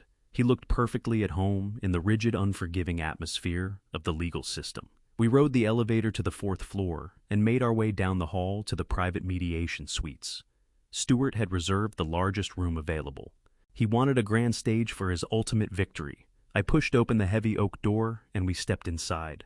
My wife, my brother-in-law, and my sister-in-law were already seated on the far side of the massive conference table. They looked like royalty waiting to receive the full surrender of a conquered nation. Stewart was wearing a brand new immaculate navy suit. The frantic, sweating, screaming man who had come apart on my front porch just days before was nowhere to be seen. In his place sat a man who believed he had outsmarted the entire world. He was leaned back in his leather chair, fingers steepled, radiating an aura of total invincibility. Elaine sat to his right. She looked enormously relieved. Her posture was loose, a smug little smile settled on her lips. She was looking at Clifford not as her father, but as a finalized real estate transaction about to rescue her own home from foreclosure. And then there was Nadine. She sat on her brother's left side. When I walked through the door, she looked at me with that same nauseating mixture of pity and arrogant superiority. Her hands were folded tidily on the table in front of her. She truly believed she was the peacemaker of this whole mess, that she had expertly steered a family crisis to safe harbor, shielding her criminal brother from federal prison, while keeping her foolish, stubborn husband right where she wanted him. We settled into our chairs on the opposite side of the long wooden table. Langford set his briefcase on the floor and laid his hands flat on the polished surface. He said nothing. Neither did I. In forensic auditing, the sharpest weapon you carry into a room full of liars is complete deliberate silence. You let the empty air hang there. You let them fill it because greedy, arrogant people simply cannot tolerate a quiet room. They will open their mouths and bury themselves every single time. Stewart did not let me down. He flashed a wide, predatory grin and reached into his leather portfolio. Out came a thick stack of crisp legal documents. The fraudulent settlement agreement we had fed to Nadine was sitting right on top. Beneath it lay the actual official transfer deed for the 300-acre family estate. He pushed the heavy stack across the smooth oak table until it stopped squarely in front of Clifford. Then he produced an expensive silver pen from his jacket pocket and set it down deliberately on top of the deed. "We're very glad you decided to be reasonable, Dad," Stewart said, his voice dripping with a toxic, condescending warmth. "I know the last few weeks have been confusing for you. I know you've been under a lot of stress, but we're all here today to put that ugly business completely behind us. We just want to move forward as a healed family." Elaine leaned in and nodded along. "This really is what's best for everyone, Dad." She added, her voice coated in manufactured sweetness. "Managing that massive piece of land is too great a burden for a man your age. You should be resting and enjoying your golden years, not losing sleep over property taxes and maintenance. Stewart is going to lift all of that heavy responsibility right off your shoulders." The sheer concentrated hypocrisy of those words was staggering. They were sitting inside a courthouse, actively working to extort an estate so they could pay off millions in federal tax fraud and gambling debts, and they were framing it as an act of loving generosity. Then Nadine turned her gaze toward me. She offered a soft, forgiving smile that made the blood freeze in my veins. "Leonard," she said gently, "I know you were very upset the other morning. I know you packed your bags and walked out because the legal drama felt overwhelming, but I want you to know that I forgive you for overreacting. We all forgive you. No hard feelings here today. You were acting out of misplaced emotion. Once Dad signs the paperwork and this is all wrapped up, we can drive home together and get our quiet retirement back to normal." She actually believed that. She genuinely thought she could embezzle $80,000 of our life savings, hand her father over to a psychiatric ward, and then simply wave me back through the front door once the extortion was finished. I looked at my wife, then at Stewart, then at Elaine. I did not raise my voice. I did not let a single ounce of the rage burning inside my chest reach the surface. I just eased back in my chair and looked at all three of them with a completely blank, unreadable expression. I let the silence stretch out heavy and suffocating. Stewart shifted uncomfortably. The total absence of pushback was clearly unsettling him, but his ego quickly steamrolled his paranoia. He gestured toward the silver pen on the table. "Just put your name on the dotted line, Dad," Stewart urged, his tone sliding from manufactured warmth into naked impatience. "You sign the deed and the medical hold disappears forever. The conservatorship petition goes away. No police, no doctors, no more fighting. You get your full freedom and we get the land. A clean break for everyone." I kept my hands resting quietly in my lap. I watched Stewart puff out his chest, utterly certain he had just claimed the greatest victory of his life. He was completely blind to the reality of that room. He believed he was closing a massive real estate deal, with no idea that the trap he had walked into was already locked tight around him. Clifford looked down at the heavy silver pen resting on top of the forged deed. He did not reach for it. He did not blink. He simply looked at his younger son, his daughter, and his eldest daughter-in-law, and let out a quiet, tired sigh. It was the sigh of a father who had finally accepted that his children were lost to him. He slowly pushed the deed back across the polished oak table, leaving the pen right where it sat. Then he gave a small, almost imperceptible nod to the man beside me. Victor Langford did not say a single word. He calmly reached down, lifted his heavy leather briefcase onto the table, and set it flat. The snap of the brass latches cracked through the silence of the mediation room. Langford drew out a thick, tightly bound manila folder. It was easily 3 times the size of the sad little stack Stewart had brought in. Langford slid the folder across the table. It came to rest right beside the silver pen. Stewart's frown appeared. That smug, invincible aura flickered for just a second. He looked at the folder, then at Langford, then at me. He demanded to know what this was, his voice dropping the phony sweetness entirely and hardening into a sharp, defensive bark. He said loudly that he wasn't there to negotiate new terms. The deal was the property deed in exchange for the medical release, take it or leave it. I leaned forward and placed my forearms on the table. I told him we were absolutely not there to negotiate either. I explained that in my line of work, when I sit down across from an embezzler, the negotiation phase is already done. We were there for the final audit. I reached out and flipped open the heavy cover of Langford's folder. I drew out the first stack of documents and slid them directly in front of my brother-in-law. I watched the color drain completely from his face as he recognized the official seal of the Internal Revenue Service printed at the top of those pages. I kept my voice flat and even. I told Stewart I knew exactly why he was in such a desperate rush to liquidate his father's land. I read the numbers out loud, letting them echo off the walls of that small room. 7 years of fabricated business expenses, hidden offshore assets, a final notice of intent to levy over $2 million in unpaid federal taxes, penalties, and fines. I watched his eyes dart frantically across the pages. I told him he was not trying to manage a family estate. He was trying to sell his own father out to buy his way out of a federal criminal indictment. Elaine gasped and gripped the edge of the table. She stared at her brother in absolute horror. Stewart had clearly kept the federal tax fraud hidden from her. She thought she was simply helping him through a temporary cash problem to keep her own house out of foreclosure. She had no idea she had conspired to commit elder abuse to cover up a massive federal crime. I did not give any of them a second to recover. I turned and locked eyes with Nadine. My wife was staring at the tax documents with a pale, trembling face. She started to open her mouth, perhaps to defend him again, perhaps to offer another one of her hollow, practiced apologies. I cut her off completely. I pulled the second stack of papers from the folder and pushed them toward her. I told her I had run a full digital recovery on her home office computer while she was asleep the other night. I laid out the bank routing numbers, the internet protocol logs, and the sequential withdrawal receipts. 10,000 in April, 15,000 in May, 20,000 in June. I watched the realization strike her like a physical blow. Her shoulders collapsed inward. I spoke clearly, making certain every person in that room understood exactly what she had done. I told her she had systematically embezzled $80,000 from our joint retirement savings. I told her the money had gone straight into a shell account to pay the retainer for her brother's criminal defense attorney. She had sacrificed the security of our twilight years to bankroll the defense of a tax cheat. Nadine began to cry. Real tears this time. She stretched her hands across the table, pleading with me to listen, pleading with me to understand that family has to protect family.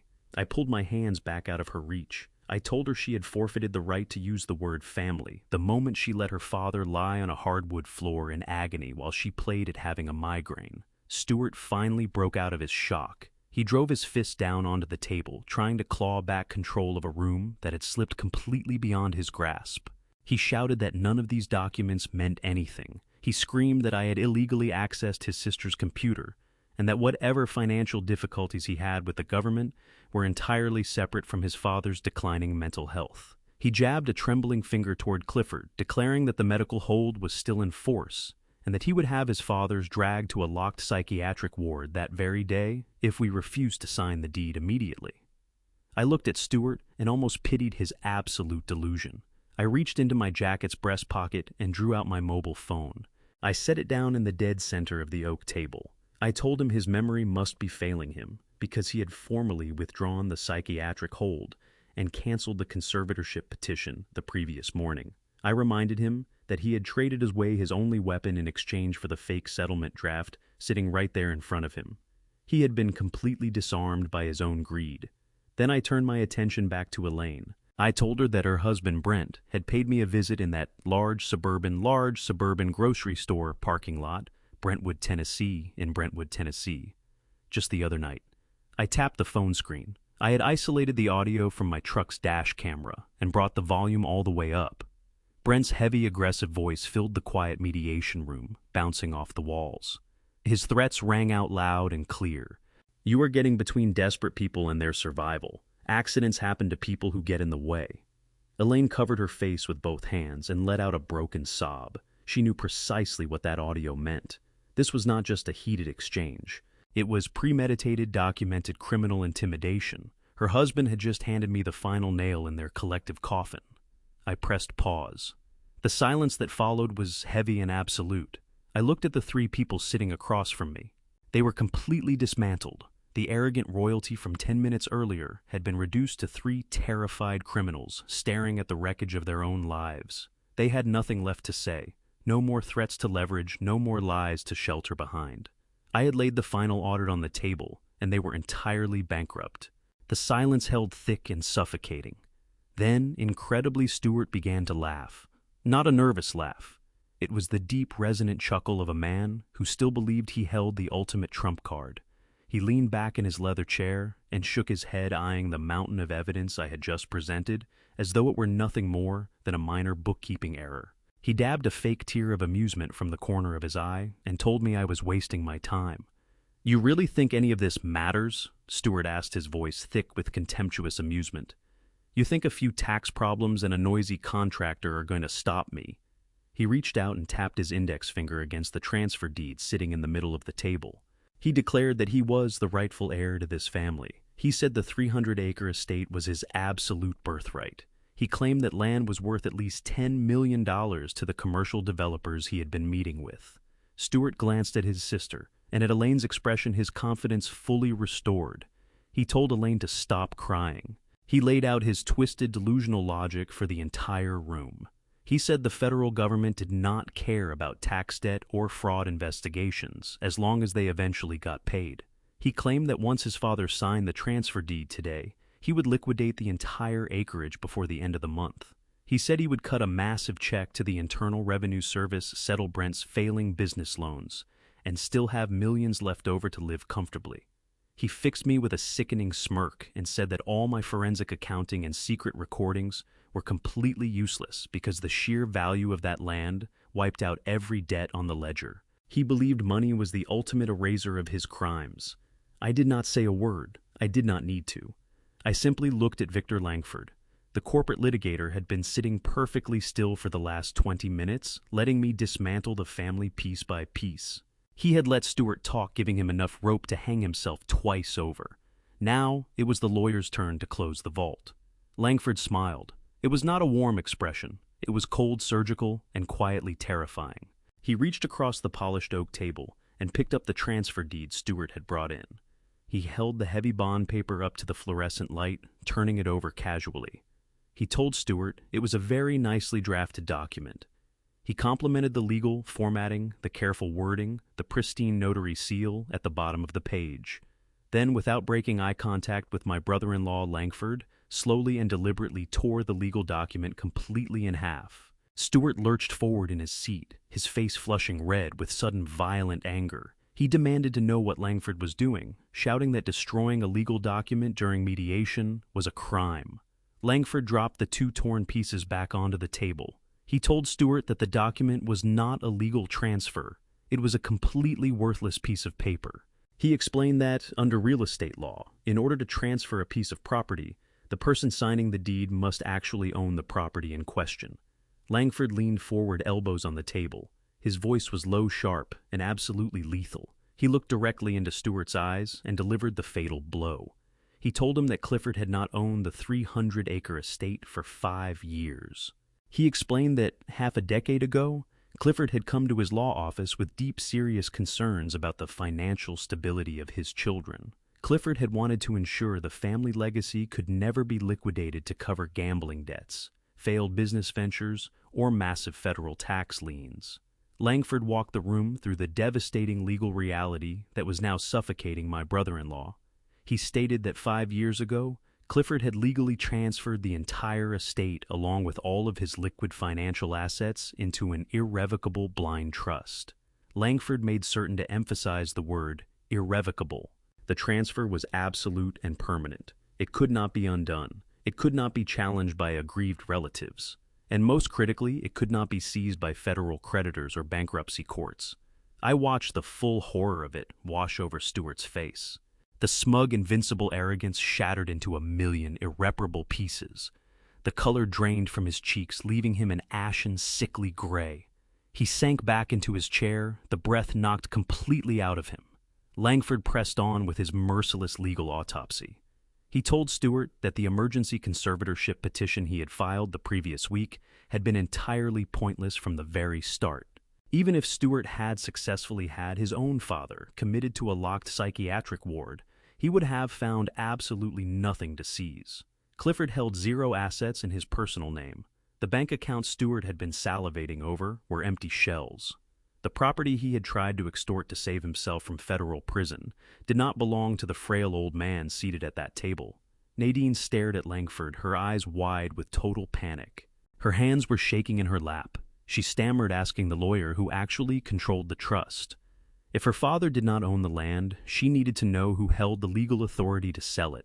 She was still desperately hunting for a loophole, some back door she could squeeze through to save her brother. Langford turned his head and looked at me. Then he looked back at my wife and her brother. He explained that an irrevocable trust requires a sole trustee, a person with absolute unquestionable legal authority, to manage, distribute, or withhold the assets within that trust exactly as they see fit. A person whose financial record was entirely spotless, who understood complex accounting, and who could not be bent by family pressure. I folded my hands together on the table. The silence in the mediation room was deafening. I looked at Stewart, whose mouth was opening and closing, without a single sound coming out. I glanced at Elaine, frozen in place, staring blankly at the wall. Then I looked at Nadine, the woman who had handed over our marriage to protect a criminal. I kept every trace of emotion out of my voice. I told them I was the sole trustee. I made clear that I held absolute unyielding authority over every last acre of that 300-acre parcel, and that I had no intention of selling a single inch of it to pull them out of this mess. The weight of what I had just said settled over the mediation room, like a stone dropped into still water. I was the sole trustee. The land they had spent weeks trying to wrest away from me was entirely beyond their grasp. I watched my brother-in-law come apart completely. Every bit of that arrogant bearing he had carried through the doors of the Davidson County Courthouse, downtown Nashville, Tennessee, simply drained away. His shoulders caved forward, and he buried his face in his shaking hands. The millions of dollars he so desperately needed to clear his federal tax debt and keep himself out of a prison cell had just vanished. He was a broken man at a polished oak table holding absolutely nothing. Victor Langford was not quite done. He reached into his leather briefcase one final time. He drew out a crisp white envelope and set it carefully on the table. He looked straight at Stewart. Langford laid it out plainly, filing a fraudulent emergency conservatorship and fabricating a severe psychiatric hold was not a civil misstep. It was a serious criminal act. He announced that his legal team had already delivered the dash camera footage capturing the threats made in the parking lot in Brentwood, the falsified medical records, and ironclad proof of perjury directly to the district attorney's office. Langford stated that federal investigators were already examining the evidence. Stewart was no longer facing just the Internal Revenue Service on tax evasion charges. He was now in the crosshairs of state and federal prosecutors for elder abuse, criminal intimidation, and felony conspiracy. Elaine let out a sharp gasp. It hit her all at once her husband was staring down a criminal indictment because of errands he had run for her brother. Her own world was caving in right alongside his. I let the full weight of that legal death blow settle before I made my final move.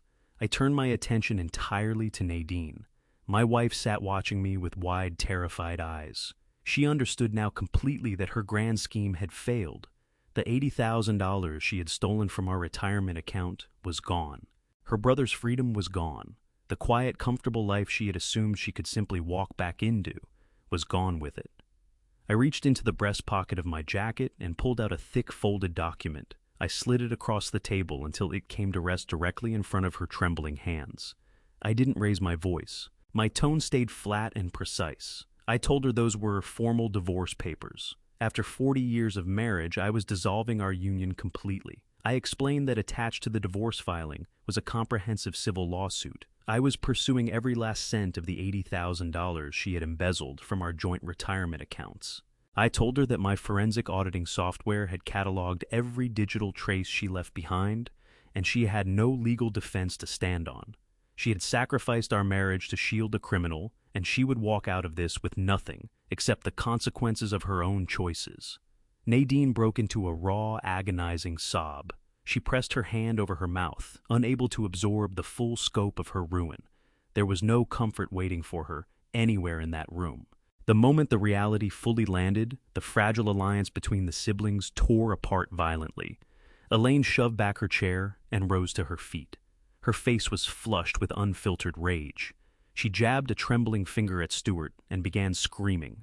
She held him responsible for everything. She yelled that he had pulled her husband into a criminal conspiracy, that they were going to lose their contracting business and their home because of his massive reckless debts. She called him a parasite who had finally burned the whole family down to cover up his own wreckage. Stuart snapped his head up, his face twisted in desperate fury. He screamed right back at her, blaming Elaine for not stepping in sooner. He accused her of being every bit as greedy and every bit as guilty.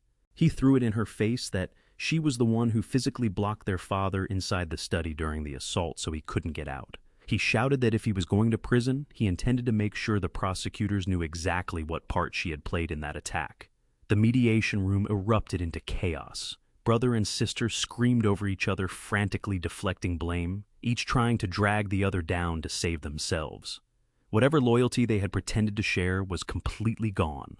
They were like two drowning people fighting over the same piece of driftwood. Nadine sat between them, weeping uncontrollably as her family tore itself apart right before her eyes. I sat still and watched it all collapse. I had spent my entire career tracking down dishonest people and holding them to account. But watching these three face the total destruction of their greedy, arrogant lives, that was the most profound audit I had ever seen through to the end. They had tried to discard a 94-year-old man to save themselves. Now they had absolutely nothing left but one another, and the long, unavoidable wait for the authorities. I didn't stay to watch the rest of the argument play out. There is a specific moment at the end of every successful audit when the final numbers are tallied and the people responsible realize there is nowhere left to hide. That moment had passed. What came next was no longer mine to manage. It belonged to the courts and to the law. I stood up from the polished oak table and pushed my chair back. Victor Langford closed his leather briefcase with a firm, satisfying click. He gave me a brief professional nod, his work completely finished. I walked around the table and offered my arm to Clifford. My father-in-law did not look at the three people screaming and weeping on the other side of the room. He offered them no goodbye, no parting word of disappointment. He simply took my arm, shifted his weight onto his cane, and turned his back on them for good. We walked out of the mediation suite together. I pulled the heavy wooden door closed behind us. The thick oak swallowed the sound of Stuart shouting at Elaine and Nadine crying into her hands. The sudden quiet of the courthouse corridor was striking, profound and deeply peaceful. We didn't rush. We moved slowly and deliberately down the long hallway, our footsteps ringing softly against the marble floor. We rode the elevator down to the main lobby and passed through the heavy revolving glass doors. Walking out of the Davidson County Courthouse, downtown Nashville, Tennessee, felt like stepping into an entirely different world. The crisp morning air had turned warm. Bright sunlight poured over us, washing away the cold shadows of the legal building and the toxic weight of the past 2 weeks. I steered Clifford across the concrete lot toward my truck. He moved with a little more ease now. The crushing burden of fear that had been pressing down on him was completely lifted. I opened the passenger door and helped him settle inside, making sure he was comfortable before I circled around to the driver's side. I closed my door, slid the key into the ignition, and turned the engine over. The familiar rumble of the truck filled the cab. I looked over at Clifford. We didn't need a long, heavy conversation about the betrayal or the legal battle still ahead. We both knew precisely what we had just come through. Clifford gazed out through the windshield, a small, genuine smile playing at the corners of his mouth. He turned toward me and quietly asked if we could find somewhere that served a good bowl of chicken and dumplings. And that is where the road ended for all of them. Not with shouting, not with a dramatic scene of my own, making just the quiet click of a briefcase and the sound of footsteps, walking away from people who had nothing left to say. I won't pretend this came without a cost. 40 years of marriage, a family I thought I knew. I believe God doesn't always spare you the pain, but He does make sure the truth eventually has its day. What this chapter taught me is that patience, when it is paired with preparation, is not weakness. It is the most powerful thing a person can carry into a fight. If you are a fan of a good family, Revenge Story 1, where the person who was counted out ends up holding every card, then you already understand why stories like this matter. They remind those of us in the adults, 50-plus chapter of life, that it is never too late to stand up for what is right, and that dignity does not have an expiration date. Here is what I would tell anyone walking a road like this one. Trust is something you extend carefully, and once it is broken, document everything before you say a word. If your name is on an account, know exactly what moves through it. Silence is not protection, it is exposure. And if someone tries to use your love for them as a weapon against you, remember, the law does not care about family loyalty. Neither should your strategy. If this story moved you, leave a comment below and tell me what moment hit hardest. Share it with someone who needs to hear it, a friend, a sibling, anyone who has ever felt like the quiet one in the room was the one being taken advantage of. And if you haven't yet subscribed to Honor Revenge Stories so you don't miss what comes next. Thank you for spending this time with me. Take care of yourselves out there.